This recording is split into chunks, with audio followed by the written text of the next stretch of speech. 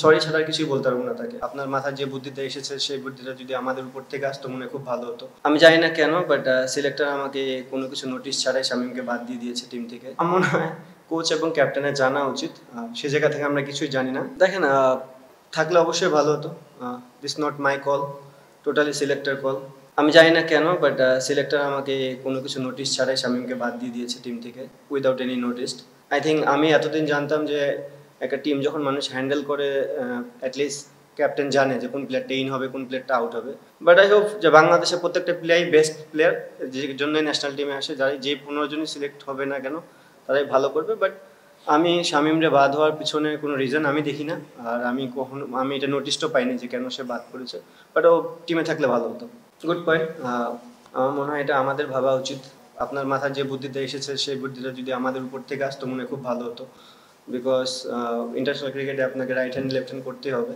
দেখা যাক এখন যে প্লেয়ারগুলোই আমাদের টিমে আছে না কিন্তু তারাই এই মুহূর্তে বেস্ট, এবং আমি বিলিভ করি যে যে কেউ বাংলাদেশ টিমে আসবে তারা বেস্ট হয়ে দেখেই এখানে আসছে, তারা ডেলিভার করার চেষ্টা করবে। আমাকে টোটালি বলা হয়েছে সিলেক্টর প্যানেল থেকে এবং বোর্ড থেকে যে আমাকে যে টিমটা দেওয়া হবে আমাকে সেই টিমটা নিয়ে কাজ করতে হবে।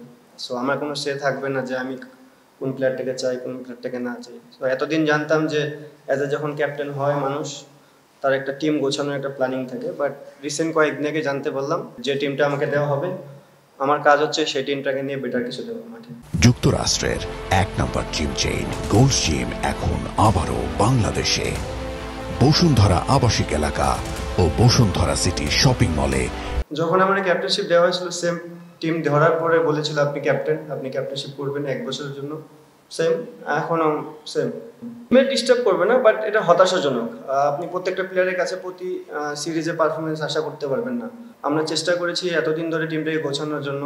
Why not? শামীম কিন্তু একটা সময় ছিল যে 2-3টা সিরিজে খুব ভালো এক্সট্রাঅর্ডিনারি ক্রিকেট খেলেছে, যেটা আমাদের দরকার ছিল।